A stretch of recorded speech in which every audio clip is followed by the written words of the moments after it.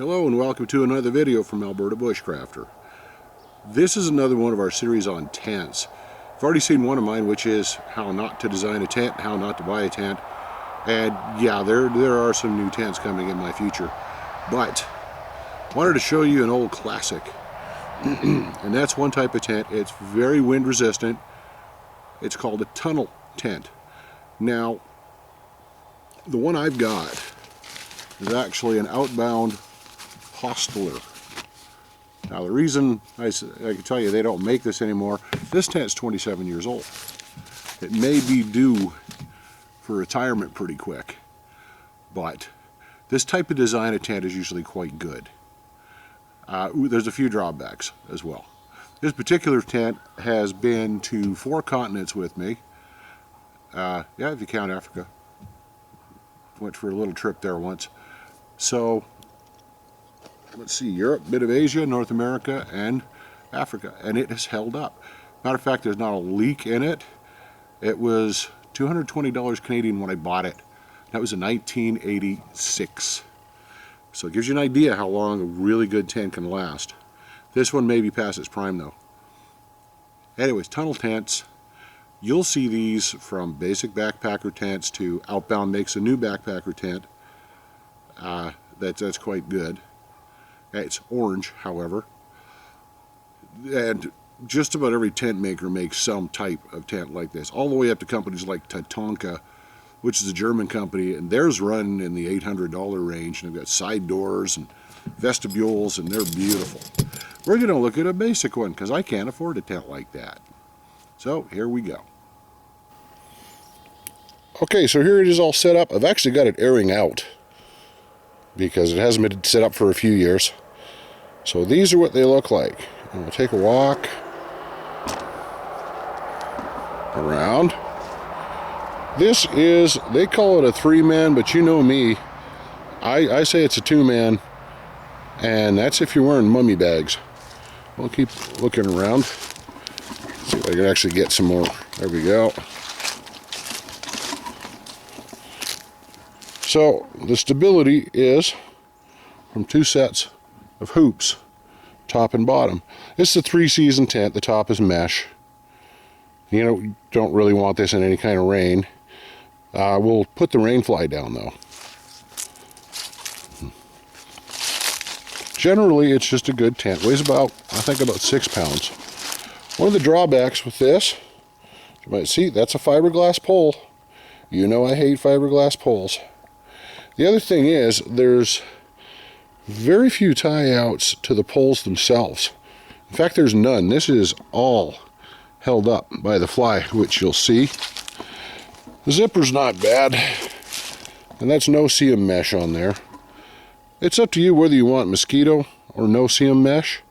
A lot of people will actually get the mosquito mesh and then get a tent with a mosquito mesh versus no-seam because it's easier to see through, and then they'll just give it a few hits of pyrethrin, and anything touches that mesh is dead. So, taking a closer look at it, and I'm going to rig this for bad weather. Actually, this tent is held up in minus 15 Celsius, and actually, well, I was sleeping warm at night. I had my minus 6 bag, but yeah, it was quite amazing. So let's button it down.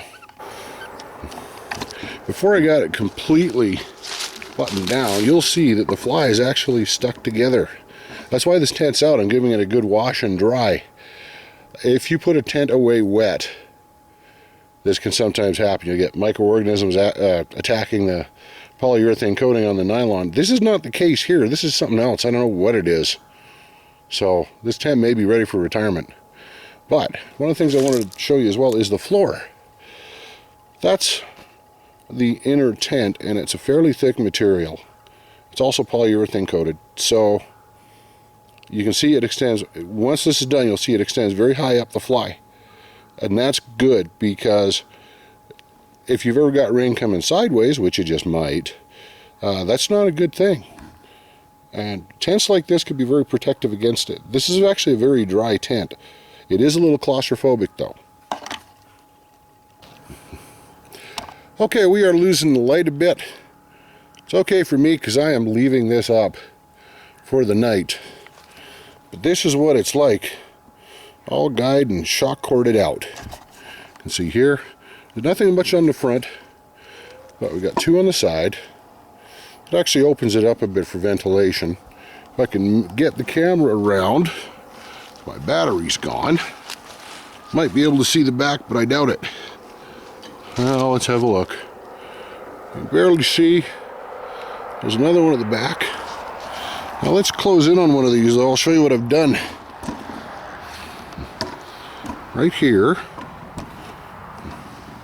you'll notice this is a neat little trick for your tent. I've actually got the regular, that's utility cord, not paracord. As you can barely see it, I've got a bungee cord there as a shock cord. That's a very good idea, because that actually takes up some of the stress on the tent that you would be taking up on the fly and everything. So this will stretch out, and I'm going to give this a wash in the morning, and then I'll put it away and see what I'm going to do with it for the year. But again, have a quick look. That's a fairly cozy little tent. It has gone down. It has made it down to minus 15 Celsius, which is one of those shoulder season May-long weekend freezes that we sometimes get. It is October, so we're in the other shoulder of the shoulder season now. Yeah, overall pretty good tent. I'm not fond of the blue color, but the fly hasn't rotted through anywhere as well. We'll see it better in the light of day tomorrow, but anyways, this is a basic on the tunnel tent. Actually, let me show you something while I'm at it. I'm going to be the wind.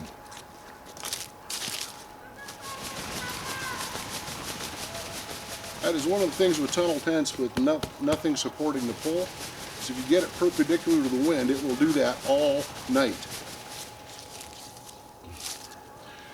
So what I usually do is set them up by a windbreak or something. So I'm sorry, not only we were losing the light, but it's now clouded over like crazy, so this tent might get a good washing overnight, I can guarantee you that. Anyways, that's the versatile backpacking tunnel tent, and it's good, it's fairly light. Every tent's got its drawbacks. Some are better in wind than they are in rain, some are vice versa. I think my next one might just be one of those little simple A-frame tents, if I can get a good price, because those are really good. One of the other drawbacks of this tent, it does not have a vestibule. So, you know, that's it. You're stuck. You've got nowhere to keep your gear dry. It stays in the tent with you. Tents that are not 25 or 26 years old, a little better design now. I'd go have a look at them. It does come with a separate pole sack though. Oh, I put the pegs in it. Yeah, separate sack for pegs and for poles.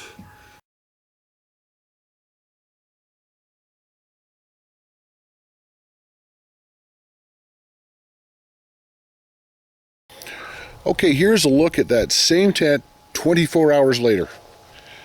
And see if we can scope around a bit here. But kind of dodged a bullet here.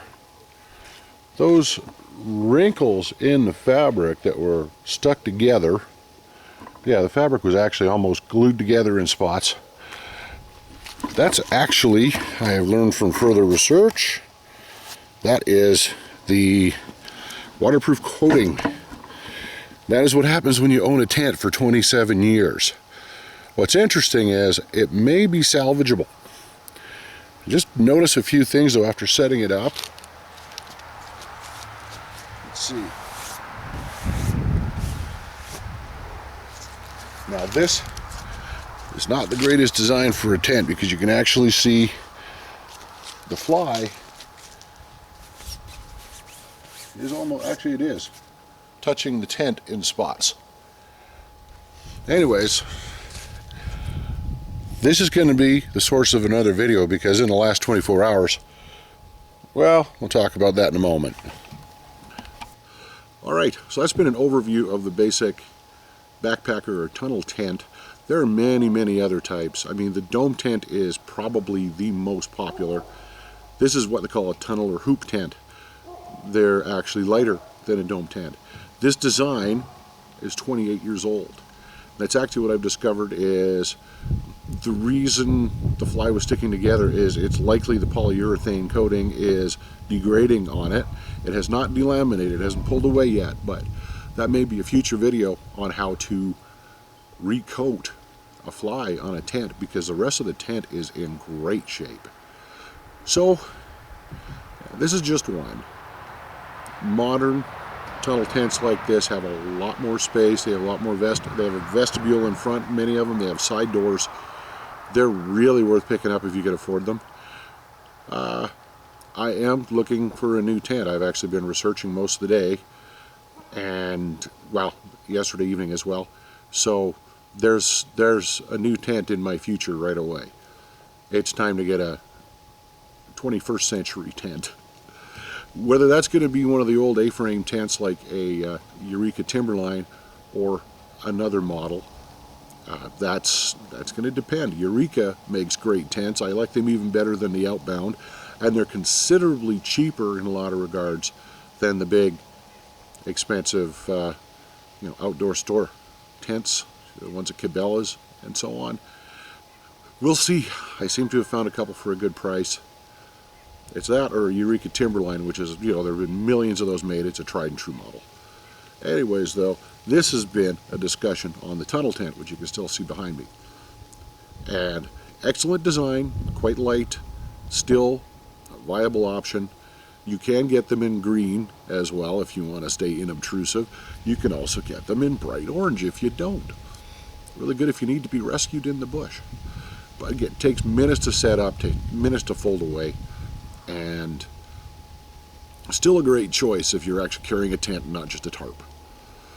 Alright, so thanks for watching another Alberta Bushcrafter video. My name's Dean. Take care and good day.